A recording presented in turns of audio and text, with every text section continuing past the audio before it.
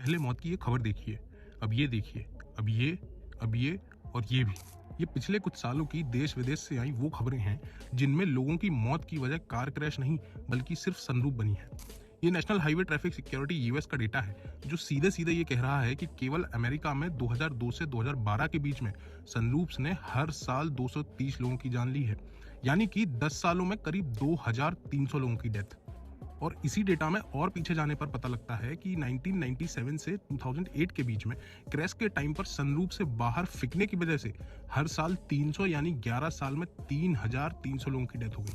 लेकिन क्या आपको पता है, गाड़ियों की सनरूफ्स को लेकर इतने डेडली फिगर सामने आने के बाद भी अभी तक इसको लेकर कोई रेगुलेशन नहीं बना है। पर सबसे शॉकिंग पार्ट ये है कि अलग अलग देशों की गवर्नमेंट और सेफ्टी बॉडीज के क्रैश टेस्ट में सारे ब्रांड्स को क्लीन चिट मिल जाती है और ये सर्टिफिकेट कि सनरूफ्स की वजह से गाड़ी का स्ट्रक्चर ना तो कमजोर होता है और ना ही कोई सेफ्टी कंसर्न है। तो फिर ग्लोबली इस बात को लेकर डिबेट क्यों शुरू हो गई कि सनरूफ्स असल में एक डेथ फीचर है और कार ब्रांड्स कैसे इतनी बड़ी प्रॉब्लम से अभी तक बचे हुए हैं।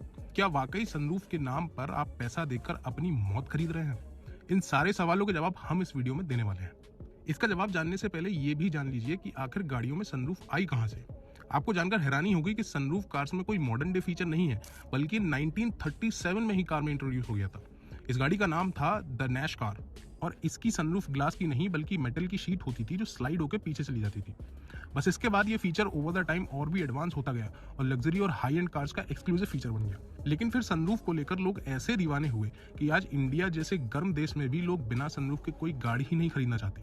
अब आलम यह है कि इंडिया में 6 लाख रुपए से शुरू होने वाली गाड़ियों में तक सनरूफ आने लगी है और अगर ये ना मिले तो लोग एक्स्ट्रा पे करके वेरिएंट अपग्रेड कर लेते हैं या फिर केवल सनरूफ की वजह से गाड़ी ही दूसरी ले लेते हैं। अब समझते हैं कि सनरूफ के साथ प्रॉब्लम्स क्या है। आप जब नई कार लेंगे तो सनरूफ वाकई बड़ा फैंसी फीचर लग सकता है, लेकिन प्रैक्टिकल ग्राउंड्स पर देखें तो बारिश में इसे खोल नहीं सकते, धूप में इसे खोल नहीं सकते, धूप और बारिश जब ना हो तो धूल की वजह से इसे खोल नहीं सकते। तो अगर आपको अपने बच्चे बाहर सुखाने हो या चालान चिपकाने वाली रील्स बनानी हो तो ही ये फीचर आपके काम का है। अब गाड़ी में सनरूफ के नुकसान भी समझ लीजिए। पहली प्रॉब्लम तो सीधे आपकी जेब पर असर डालती है और वो ऐसे कि जितनी बड़ी सनरूफ होगी हीट से उतनी कम इंसुलेशन, यानी कि कार के एसी को एक्स्ट्रा काम करना पड़ेगा और अल्टीमेटली गाड़ी ज्यादा फ्यूल खर्च करेगी। अगर ये कोई बड़ी एसयूवी नहीं है तो हेडरूम भी कम हो जाता है और साथ ही सनरूफ अपने आप में बहुत कॉम्प्लेक्स सिस्टम है, यानी कि आपकी कार की रूफ पर एक अलग से हैवी पार्ट आप ऑल टाइम कैरी कर रहे हैं। इसके अलावा जैसे जैसे गाड़ी पुरानी होती है इसके रबर्स और सील्स भी खराब होने लगते हैं, फिर ये वाटर लीकेज और मेंटेनेंस की भी समस्या बन जाती है। अब आते हैं सनरूफ से जुड़े सेफ्टी कंसर्न्स पर। सबसे बड़ा सेफ्टी कंसर्न तो यही है कि सनरूफ आपकी कार की छत में एक बहुत बड़ा छेद है जो बिल्कुल आपके सर के ऊपर है, जिसे सिर्फ एक टेम्पर्ड ग्लास से बंद किया गया है। अब इसके काउंटर में दुनिया की कोई भी साइंस और इंजीनियरिंग लगा दीजिए, एक one piece strong metal roof से मजबूत ये सनरूफ तो नहीं हो सकती।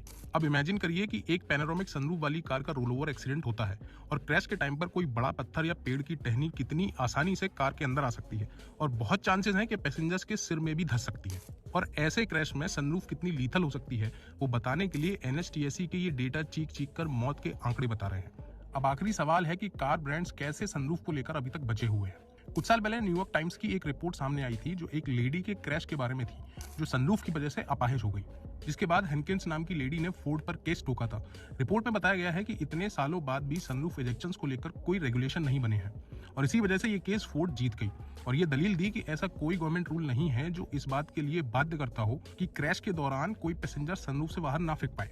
ये तो सब जानते हैं कि ग्लोबली कार क्रैश बेहद स्ट्रिक्ट हो चुके हैं और सेफ्टी को लेकर स्टैंडर्ड्स भी बहुत हाई है, लेकिन सनरूफ पर अभी तक ऑब्जेक्शन इसलिए नहीं आए क्योंकि सरकारें और क्रैश टेस्ट एजेंसीज टेस्ट करती हैं कार की स्ट्रक्चरल स्ट्रेंथ और सेफ्टी फीचर्स। इन टेस्ट के दौरान गाड़ी के एक्टिव सेफ्टी फीचर पैसेंजर्स को सेफ्टी देते हैं और कार की बॉडी और क्रम्बल जोन्स क्रैश की सारी एनर्जी अब्सॉर्ब कर लेते हैं और इस तरह in lab managed crash test में रूफ का कोई मेजर कंसर्न ही नहीं आता और कार कंपनीज को क्लीन चिट मिल जाती है। लेकिन रियल लाइफ क्रैश इतने कैलकुलेटेड नहीं होते, बल्कि वो ऐसे ऐसे और ऐसे होते हैं और इस तरह सनरूफ पैसेंजर्स की मौत का कारण बन जाती है। इसलिए हम इस कंक्लूजन पर पहुंचे हैं कि सनरूफ एक ऐसा फीचर है जिसमें खुद पैसा देकर लोग अपनी मौत खरीद रहे हैं। सनरूफ को लेकर आप क्या सोचते हैं इसे कमेंट में जरूर बताएं। अगर ये वीडियो पसंद आई हो तो लाइक करें और चैनल को भी सब्सक्राइब कर सकते हैं।